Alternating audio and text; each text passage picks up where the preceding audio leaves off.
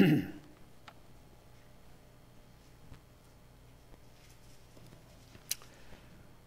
1절, 2절, 2절을 같이 한 목소리 읽겠습니다. 1절, 2절입니다. 같이 읽습니다. 시작. 오라, 우리가 주께로 돌아가자. 그분께서 우리를 찢으셨으나 낫게 하시리니 그분께서 우리를 치셨으나 싸매어 주시리라. 아멘. 앉으시기 바랍니다. 호세야 6장은 앞으로 미래에 이스라엘이 하나님 앞에 회개하고 주님 앞에 돌아오므로 그들이 영적으로 회복할 것을 상상하면서 미래의 그 모습을 이렇게 기록하고 있습니다. 여러분, 이스라엘 백성들이 하나님께 돌아오는 것만이 살 길이요, 그리고 그들이 영적으로 완전히 그냥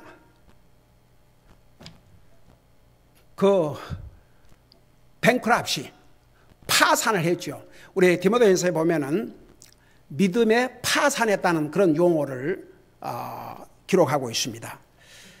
그런 이스라엘이 회복할 수 있는 길은 하나님 앞에 돌아오는 길밖에 없습니다. 그리고 하나님 앞에 돌아오는 것이 참된 회개요, 믿음이 옳시다.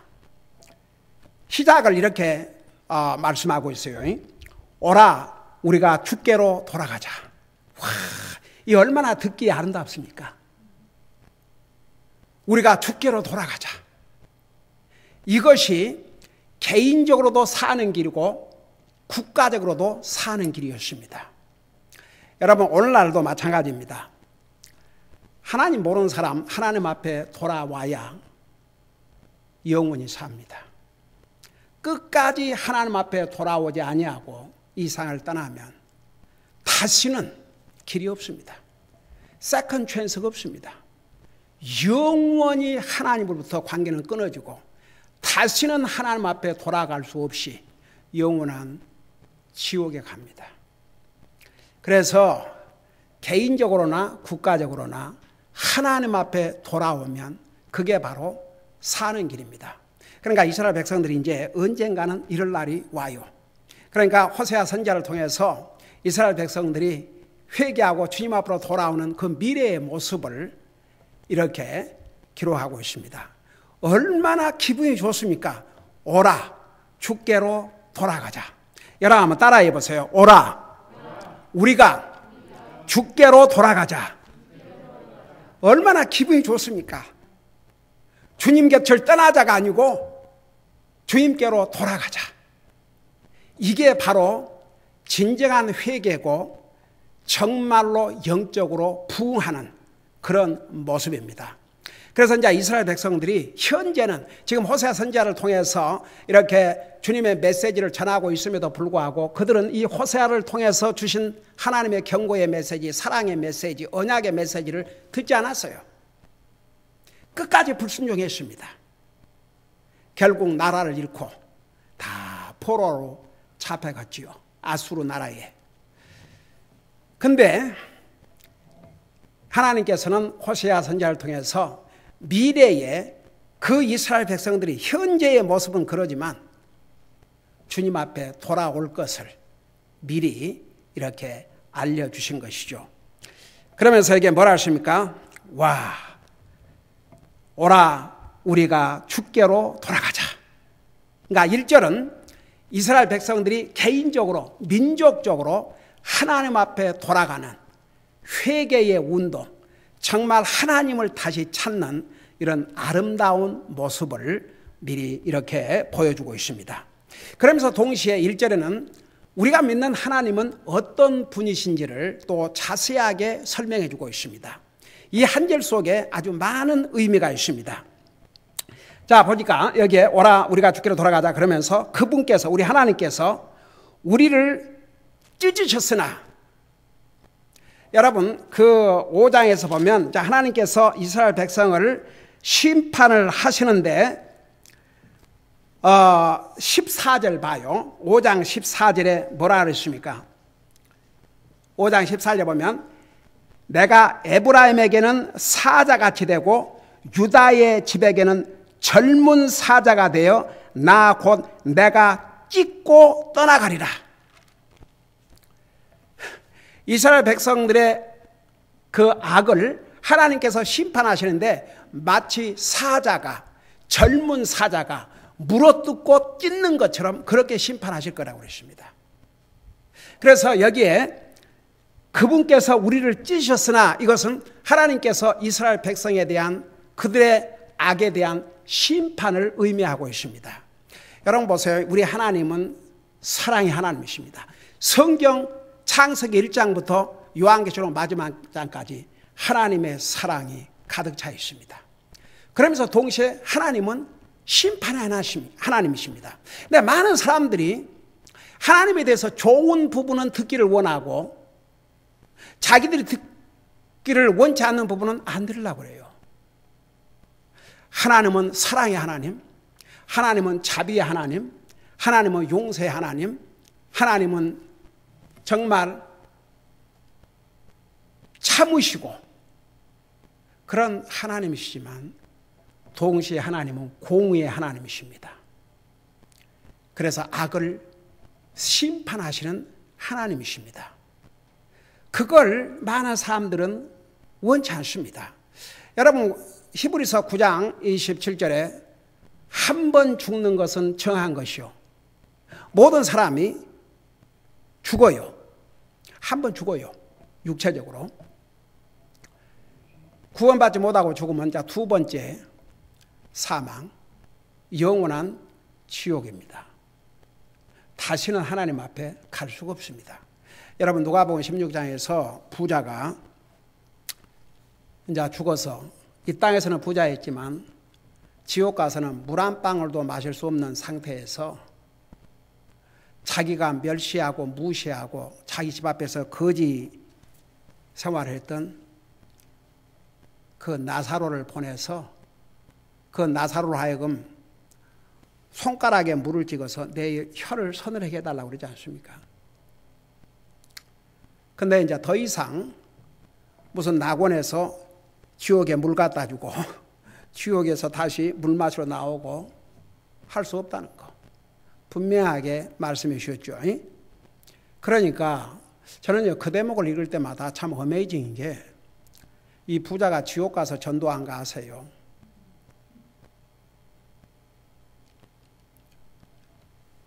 자기 아직도 5 형제가 이 세상에 사는데 그들만큼은 이 고통받는 곳에 오지 않게 해달라고.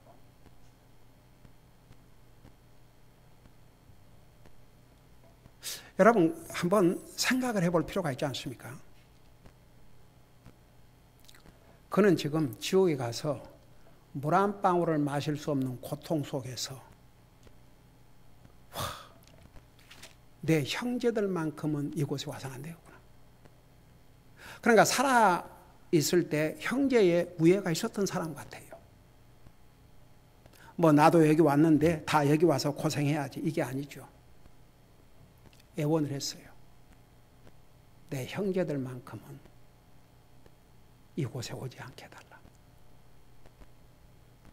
지옥에서의 전도입니다. 제가 옛날에 개인적으로 전도하면서 별의별 사람들을 다 만났는데 그때 어떤 한 사람이 대한항공 그 한진 거기서 일한 사람이었는데 한국에서 파견 와가지고 그래 복음을 전하니까 잘 들었어요. 그러고 난 다음에 그러면 오늘 주님 영접하고 구원받기를 원하느냐 이렇게 물어봤더니 저는 그러고 싶은데 할 수가 없대요. 그게 뭔 말이냐 그랬더니 자기 어머니가 돌아가기 전에 불교를 믿었는데 절대 하나님 예수님 믿지 말라고 그러고 죽었대요. 그게 유언이었답니다. 그래서 어머님의 유언을 주여 자기가 어길 수가 없다고 그래서 그러면 그 어머니가 지금 뭐라고 하고 있을지 알고 싶으냐? 그러니까 그게 뭔 말입니까? 그래서 누가복음 16장을 펴가지고 보여주었어요. 어머님이 예수님 안 믿고 세상 떠났으면 갈 곳이 한 군데밖에 없다. 지옥이다. 거기서 지금 뭐라고 울부짖고 있는 줄 아느냐? 너만큼은 이곳에 오지 마라. 너만큼은 이곳에 오지 마라. 내가 몰랐었다. 너만큼은 이곳에 오지 마라. 그러고 계실 것이다. 내가 무릎 꿇고 주님 영접했어요. 그리고 믿음 생활을 잘 하다가 한국에서 파견 나왔기 때문에 본국으로 돌아갔죠. 저는 아직도 그 부인이 나중에는 처음에는 부인이도 조금 그냥 별로더니 나중에는 그 부인이 계속 말씀을 듣다 보니까 믿음이 들어가면서 많은 질문이 생겼어요. 그러고 성경을 읽어도 그냥 읽지 않고 그 아주 진지하게 읽다 보니까 많은 질문이 있으니까 그런 질문을 하는데 제가 그 질문은 그 자매로부터만 들었어요. 그 어느 누구보다 들은 적이 없어요. 건성으로 읽었다면 그런 질문을 할 수가 없어요. 잠언을 8장 읽다가 거기에 세상을 창조할 때 내가 같이 함께 있었으며 이 세상 만물 창조하기 전에도 내가 같이 있었다고. 그분이 하나님 외에 누가 있습니까? 근데 거기는 지혜에 대해서 기록하고 있거든요. 그러니까 지혜가 그랬다고. 하나님의 지혜가. 그랬더니 그렇군. 그러면 그렇지. 그 하나님 외에 누가 감히. 그래서 지혜를 이렇게 은유법으로 사람으로 의인화해가지고 기록을 해서 그런 것이다. 그러니까 나중에 참 그 복음을 깨닫고 어머니가 만일에 그런 유언을 남겼다면 그 유언이 바꿔졌다. 지옥에서. 그러니까 아주 그 누가복음 16장을 보여주면 설명을 하니까 처음에는 얼굴이 창백해지더라고요. 결국은 나중에 주님 영접하고 믿음 생활 잘하다 하는데 어떻든 간에 보세요. 그 누가복음 16장에 보면은 그 부자가 뭐라고 했냐면 내 형제들만큼은 이 고통받는 곳에 오서는 안 되겠는데 그러기 위해서는 죽은 나사로가 살아가서 얘기를 해주면 믿을 것이라고 그랬어요. 그러니까 아마도 자기 형제들을 자기가 그래도 안 거죠. 웬만해 갖고는 안 믿을 것이고 죽은 나사로가 다 아니까. 그러니까 형제들끼리 서로 친밀하게 오며 가며 지나면서 다 그 거지 나사로가 항상 이 집 앞에 있는 것을 다 아니까 아마 자기 형제들이 다 이 거지 나사로를 알았다고 보죠. 그러니까 이 나사로가 죽었는데 살아가서 얘기하면 반드시 믿을 것이라고 했어요. 그런데 성경은 뭐라고 답을 하고 있습니까? 모세와 선지자의 말을 믿지 아니하면 그게 무슨 뜻인 줄 아세요? 모세 그러면 모세오경. 그 외의 모든 말씀은 선지자를 통해서 기록했으니까 쉽게 말하면 성경을 가리키는 성경. 이 성경을 믿지 아니하면 죽은 자가 살아가서 이야기해도 결국은 믿지 않을 것이라고 그랬습니다. 자, 그래서 여러분 보세요. 우리 하나님은 사랑의 하나님, 자비의 하나님, 은혜의 하나님, 용서의 하나님이시지만 동시에 심판의 하나님이십니다. 그래서 이스라엘 백성들을 하나님이 심판하셨어요. 마치 젊은 사자가 먹잇감을 물어뜯듯이, 물론 하나님께 직접 그렇게 하신 게 아니고 적을 통해서 그렇게 심판을 하셨죠. 그래서 그런 뜻이에요.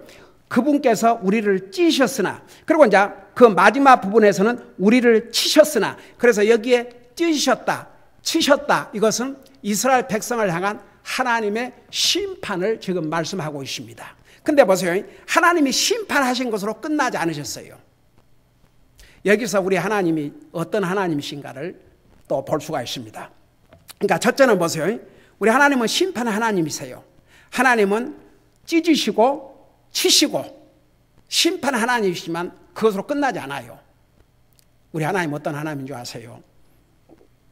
1절 중간을 보세요. 그분께서 우리를 찢으셨으나 뭐라고 그랬어요? 낫게 하시리라. 그러니까 여러분 이게 갈기갈기 찢어놓으면 그거 죽지요. 근데 이스라엘 백성들이 완전히 이스라엘 민족이 완전히 지금 없어졌어요? 아니면 지금 있어요? 지금 있어요. 2750년을 나라를 잃었지만 하나님께서 다시 회복시켜 주셨어요. 그러니까 보세요. 그분께서 우리를 치셨으나 민족적으로 치셨으나 낫게 하시리라. 치료를 해 주신다 그 말입니다. 여러분 우리 하나님은 심판의 하나님이시지만 치료의 하나님이십니다. 우리의 병을 치료해 주시고 우리의 아픔을 치료해 주시고 우리의 찢긴 것을 치료해 주신 그런 치료의 하나님이 우리의 하나님이십니다. 여러분 진짜 우리가 이런 하나님을 믿고 산다는 게 얼마나 큰 복이고 오라 우리가 주께로 돌아가자. 우리가 돌아갈 수 있는 우리 주님이 있다는 거. 한번 생각해 봐요. 이게 얼마나 우리에게 큰 복인가. 우리는 항상 돌아갈 수 있는 우리 주님이 계셔요. 하나님이 계셔요. 우리가 연약해서 잘못하고 했다 할지라도 주님을 찾으면 주님은 한 번도 주님을 찾는 자를 외면하시지 않습니다. 너무나도 좋으신 하나님이세요. 우리 하나님, 오 주여, 하나님을 가리켜서 소멸하시는 불이라고까지 표현했습니다. 하나님 두려운 하나님 맞습니다. 그럼에도 불구하고 하나님을 찾는 자를 하나님께서는 절대 외면하지 않으십니다. 이스라엘 백성들을 하나님께서 징계하셨습니다. 심판하셨습니다. 개인적으로, 국가적으로. 그러나 그들이 주님 앞에 돌아오니까 우리 하나님께서는 그들을 치료해 주셨습니다. 민족적으로도 개인적으로도. 여러분 이 하나님은 우리 모두에게 다 해당되는 하나님이십니다. 우리가 때로는 이 세상에 살면서 찢기고 상처받고 또 육신적으로 아프기도 하고 그러지만 우리 하나님 다 보고 계셔요. 하나님께서 자신의 백성들을 때가 되면 다 치료해 주십니다. 저도 병원에 입원해 있는 기간 병원을 퇴원해갖고도 교회를 올 수 없는 움직일 수가 없으니까 그랬지만 지금은 보세요. 하나님께서 치료해 주셔서 처음에는 와서 상당히 기간 동안을 높은 의자에 앉아서 지냈지만 지금 이렇게 서가지고 여러분 그 주일날 제가 하루에 3시간 이상을 서서 제 이 나이에 말씀을 전한다는 게 하나님의 은혜입니다. 하나님이 주신 은혜와 힘이 아니면 어떻게 이렇게 할 수 있겠습니까? 그러니까 보세요. 우리 하나님은 치료의 하나님, 심판의 하나님이시지만 동시에 감싸주시는 하나님, 치료해 주신 하나님, 그분이 우리 하나님이십니다. 그래서 여기에 뭐라 하십니까? 그분께서 우리를 찢으셨으나 낫게 하시리라. 하나님이 치료해 주시면 못 고칠 병도 없고 하나님께서 치료해 주시면 낫지 않을 병도 없습니다. 아무리 찢기고 상했어도 하나님이 치료해 주시면 다 온전하게 됩니다. 여러분 우리 복음서에 보면 12년 동안을 몸에서 피가 흐르는 거예요. 많은 의원을 찾아가서 상당히 그래도 재산이 있는 부자 여자였던 것 같아요. 그 당시에 많은 의원들을 만나서 많은 재산을 들였지만 아무도 고치지 못했습니다. 어느 날 예수님에 대한 소식을 들었습니다. 이미 이 여자의 마음속에 얼마나 강한 믿음이 있었냐 그러면 이분의 옷에 옷자락에 손만 대도 내 병이 나을 것이라는 그런 확신에 찬 믿음을 가졌습니다. 와, 아무에게도 그 얘기를 하지 않았습니다. 예수님에 대한 소문을 들은 다음에 예수님에 대해서 그 믿음을 가졌습니다. 그리고 그 많은 사람들이 지금 예수님을 따라가는데 그 틈을 비집고 들어가서 예수님의 옷가에 손을 딱 댔습니다. 즉시 흐르던 피가 멈췄습니다. 여자가 바로 그걸 깨달았습니다. 그런데 예수님이 뒤를 돌아보시면서 누가 방금 나를 만졌느냐 그렇게 질문하셨어요. 그러니까 제자들이 어처구니가 없다는 식으로 대답을 했지 않습니까? 쉽게 말하면 예수님 그 질문이라고 하십니까? 이 많은 사람들이 이렇게 밀고 달치고 하는데 누가 손을 댔는지 주변의 사람들이 다 손을 댔겠죠. 근데 누가 나에게 손을 댔냐 그렇게 말씀하시면 도대체 그게 무슨 뜻입니까? 그럴 수 있지 않습니까? 근데 보세요. 이 여자는 그 누구에게도 알리지 않았습니다. 자기 혼자 그 믿음을 갖고 만졌습니다. 그것을 이미 예수님은 다 아셨습니다. 여러분 보세요. 우리가 믿음으로 살면 누가 제일 먼저 아신 줄 아십니까? 우리 주님이 제일 먼저 아세요. 믿음만큼 강한 파워가 없습니다. 믿음은 세상을 이기고 믿음은 지옥 갈 영혼을 하늘나라 가게 만들고 하나님을 기쁘게 드리는 것이 믿음입니다. 믿음은 사람을 존귀한 자로 만듭니다. 믿음으로 살아야 됩니다. 여러분, 예수님 믿고 구원받던 하나님의 자녀가 말은 구원받던 사람이 사는 건 믿음으로 살지 아니하면 그것만큼 초라하고 하나님의 영광을 가리운 모습도 없습니다. 정말 예수를 믿고 구원받는다면 믿음으로 살아야 됩니다. 간증이 되는 삶을 살아야 됩니다. 정말 하나님을 기쁘게 드리는 삶을 살아야 됩니다. 믿음은 그런 파워를 가지고 있습니다. 아무도 이 여자의 마음속에 간직한 이 믿음을 보지를 못했습니다. 그러나 예수님은 보셨습니다. 그래서 이 믿음을 자랑하기 위해서 질문을 한 거죠. 그러니까 여자가 두려워서 벌벌 떨었죠. 예수님이 뭐라 했습니까? 내 믿음이 너를 구원하였다. 그는 60만 치료받은 게 아닙니다. 그 영혼까지 구원을 받았습니다. 참 여러분 성경에 이런 믿음의 얘기를 참 이렇게 읽다 보면 얼마나 용기가 나고 얼마나 기쁘고 얼마나 참 감격스럽고 얼마나 기분 좋습니까? 여러분 다니엘서를 읽으면서 만일에 성경에 다니엘이 결국 사자가 두려워서 그 왕이 세운 신에게 절을 하고 하나님 앞에 기도를 안 해가지고 결국은 그런 포로로 잡혀간 그 땅에서 비참한 죽음을 맞이했다. 맞아 이렇게 기록이 되어 있다면 오 주여 그게 무슨 간증이 되겠습니까?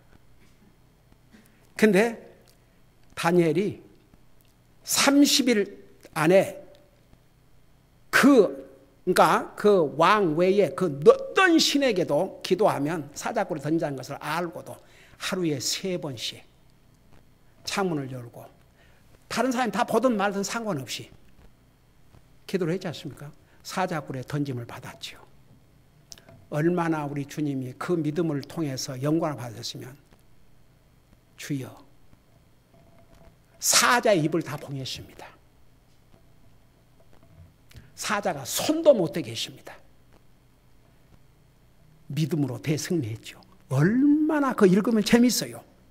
아주 그냥 신나지 않습니까? 그 다음에 다니엘의 세 친구들도 마찬가지죠. 와, 하나님께서 우리를 불에 던질지라도 하나님이 우리를 살려줄 것이요. 하나님이 안 살려준다 해도 우리는 왕이 세운 통상에 절하지 않습니다.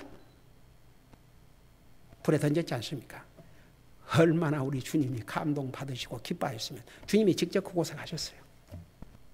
그래서 이 세 아이들의 머리털 하나도 상하지 않도록 지켜주셨지 않습니까?